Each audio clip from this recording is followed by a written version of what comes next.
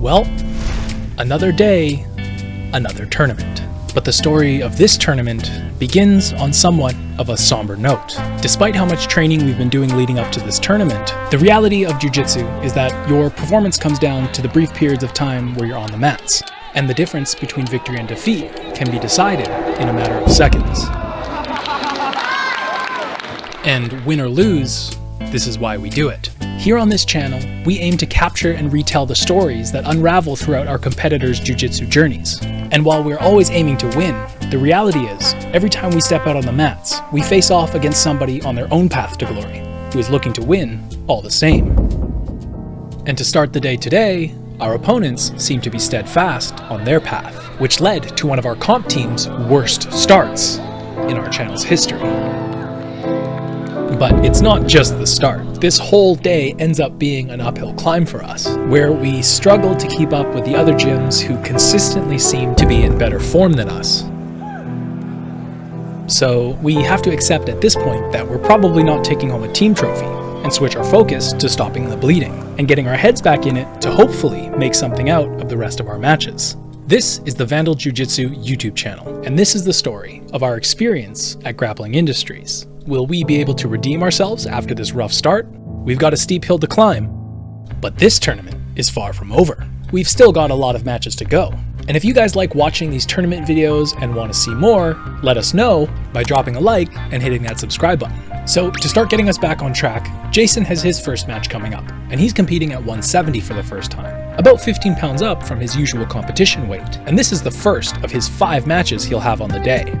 He starts by closing the distance, and uses a collar tie and arm drag to slide in underneath into single leg X, immediately going belly down and hipping in for a quick 14-second finish, and securing Team Vandal's first win of the day. But the question remains, will the ref be able to pronounce Jason's last name? Nope. Next up is Ricky, whose second match is against Jace from 10th Planet. After almost getting foot swept, he jumps to the other side to pass guard, pinning Jace's leg in his inverted guard, and sitting back into a knee bar for the finish.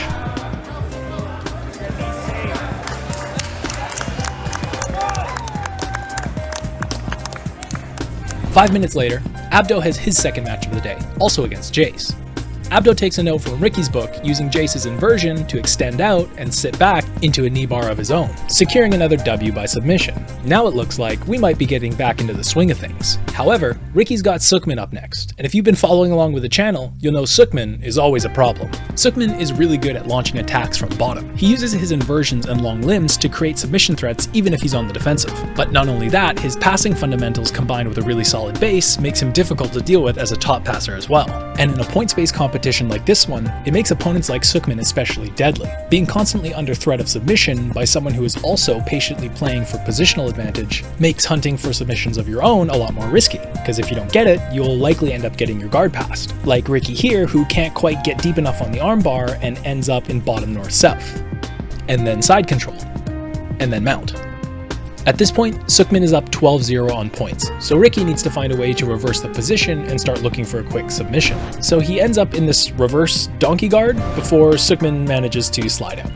And then, well, he doesn't let up, and continues applying heavy passing pressure, smashing the legs and moving straight into mount, securing an even greater point lead and further closing Ricky's window of opportunity to mount a comeback.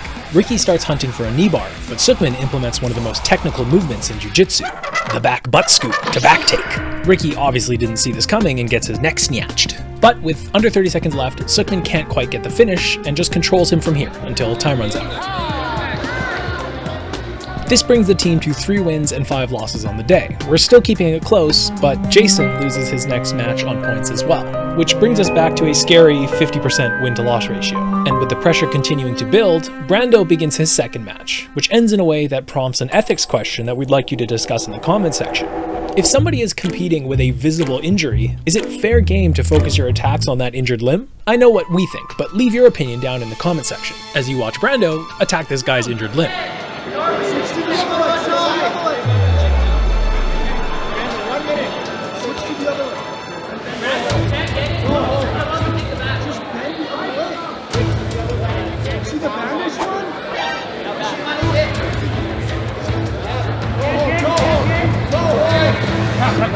Yeah, okay. Brando secures the submission, adding another victory to Vandal's record.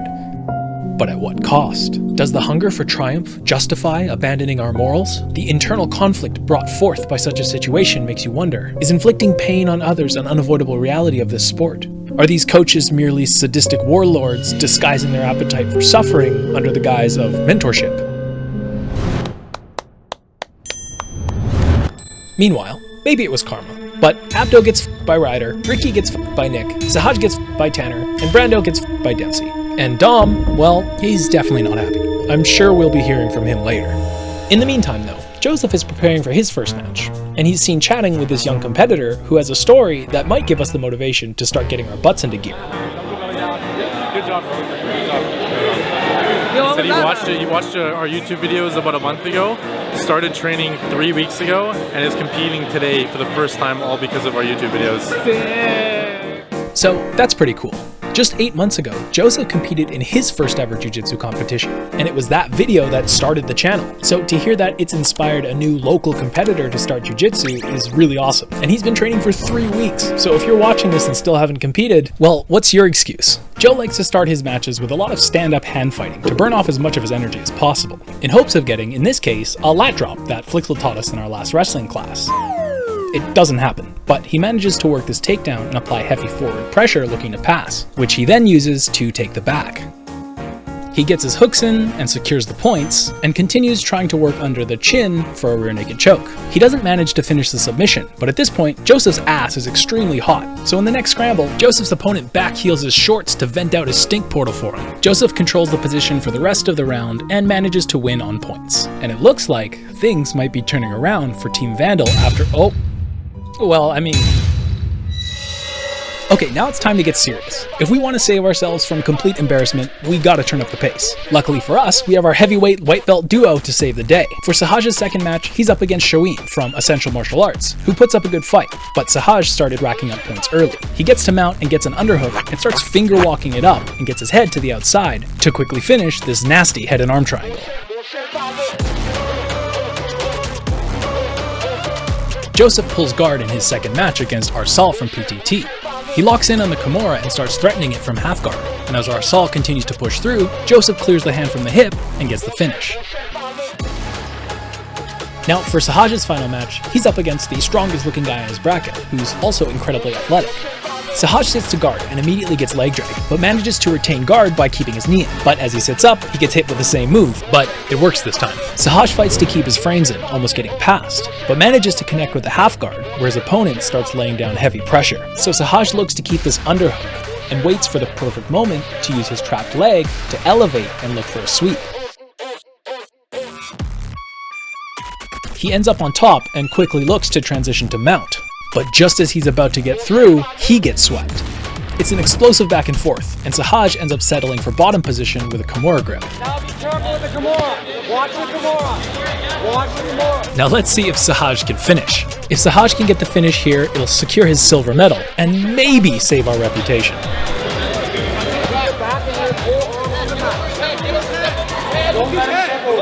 Right leg over his head, Sahaj. Step through. Right leg, Sahaj. Yeah, brother. Yeah, brother. Yeah, Sahaj.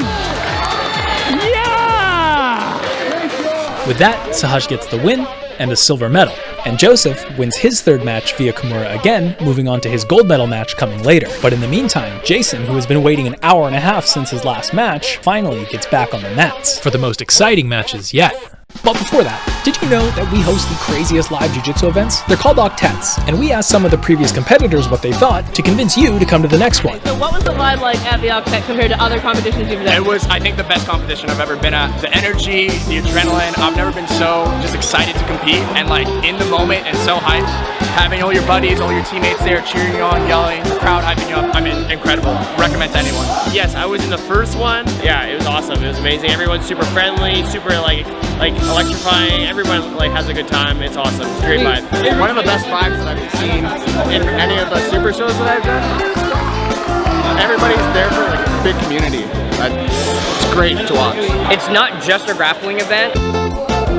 even if you don't really train, there's still things for you to see. I'm really looking forward to this coming octet, and we have Ethan Krelliston coming, so I mean, like, you can't really...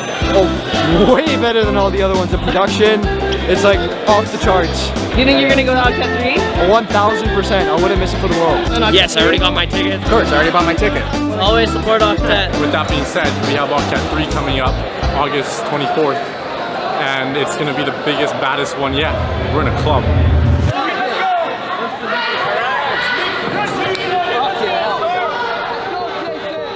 Now with the day's end slowly drawing near, we finally get to Jason's match. Joe still has one more match coming up after this, but Jason, if everything goes well, has 4 more matches, including this one. And this is a good sign as he starts off strong attacking this triangle, but his legs are literally too short to lock it up. And with Jason's game being mostly guard pulling and leg attacks, this match goes from scramble to scramble, as Jason continues to invite Logan to pass his guard while trying to enter the legs, which brings up a caveat about guard pulling that becomes important later on. If a person pulls guard, it's up to the standing person to initiate and start a pass, not the other way around. So even though Logan got clocked at some point trying to pass, if Jason's plan is to continue pulling guard, it'll be up to Logan to hunker down and get through. However, Jason looks to switch up his strategy and goes for a shot, which gets stuffed easily, and then gets taken down, giving up 2 points. And with less than a minute to go, Jason looks to lock up this triangle, but the ref has to stop the match again due to profuse bleeding.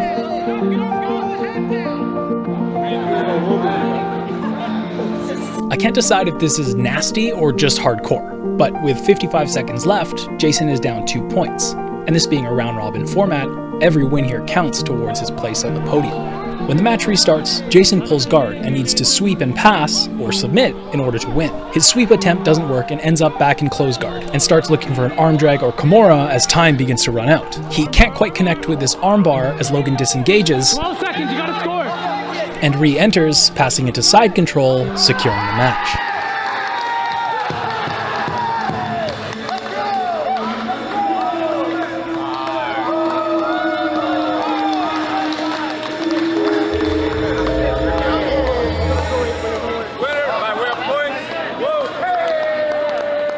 With that loss, Jason has to win his next match in order to stay in it, and that's coming up. But meanwhile, Joseph is going into his heavyweight gold medal match hoping to do his part to save the day, and he's going up against Dale from GFT, and these motherfuckers are big.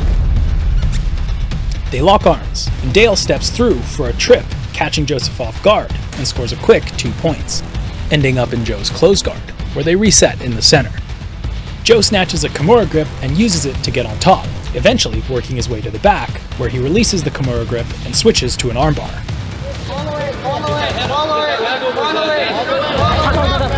Getting his gold medal finish. And at 10 wins and 13 losses, Jason has 3 matches coming up, which means we can still hit that 1.0 KDR. But the real victory here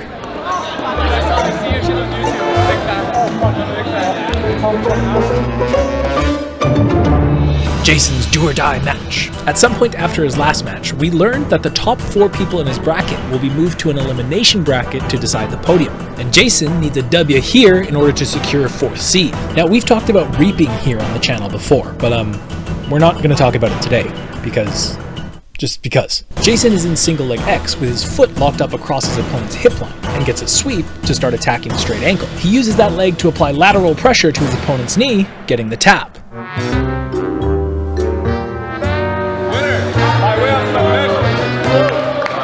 And at 11 and 13 on the day, with 2 matches to go, Jason has the chance to come through for the team big time. And for the first match of the elimination bracket, Jason has a rematch against Logan. And we know that Jason is going to pull guard. Now, remember that caveat about guard pulling that I had mentioned in Jason and Logan's last match? Well, I hope you do, because it becomes very relevant in the outcome of this match. However, Jason doesn't pull guard right away. Instead, he works for wrist grips and collar ties, where Logan then snatches up a single leg and starts working a takedown.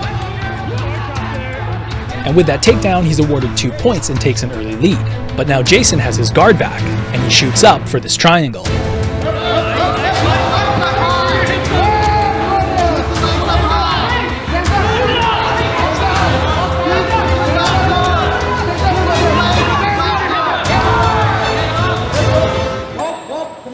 can't do that. You can't penalize you for that. This is not the UFC. There it is. Because Jason was in a seated open guard and Logan was refusing to engage, he was awarded a penalty. And in the event of a draw, the player with the least penalties wins. So when this happens, No hands on face. Hold hands, grab the grips. Jason, he's got 2 penalties. If you sweep, you win. Jason can't quite get the sweep and ends up in bottom side until the ref calls for yet again another stoppage. Medic.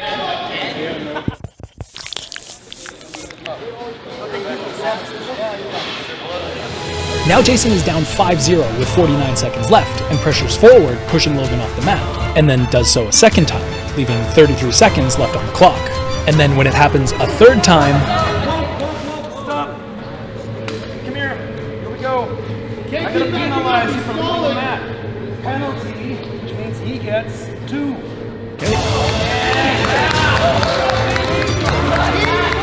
Doesn't matter. I'm not penalizing you for talking to the referee. Hey, push it out. 22 seconds, Jason. You gotta move here, brother. with less than 20 seconds left, if Jason can get a takedown and a pass, he'll win on points, thanks to the 2 points that are awarded if your opponent gets 3 penalties. Jason, connect with the legs, brother. Snap and connect with the legs.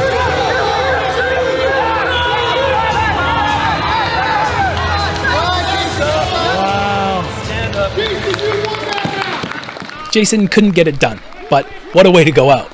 Unfortunately though, that wasn't the way he went out, because in his bronze medal match, well, he gets one solid ankle lock attempt before getting smashed and passed. And well, as much as we'd like to say it was a good effort, he was pretty gassed, and ends up losing 28-0. Stop! You require medical attention? This man is not answering my request if he requires medical attention. Nope. I guess he's okay. Great match, guys.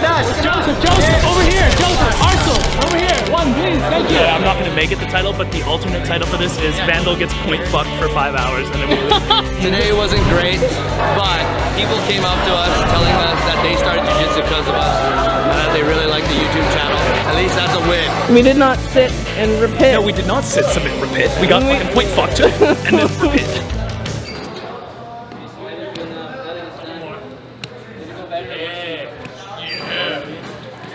Wait.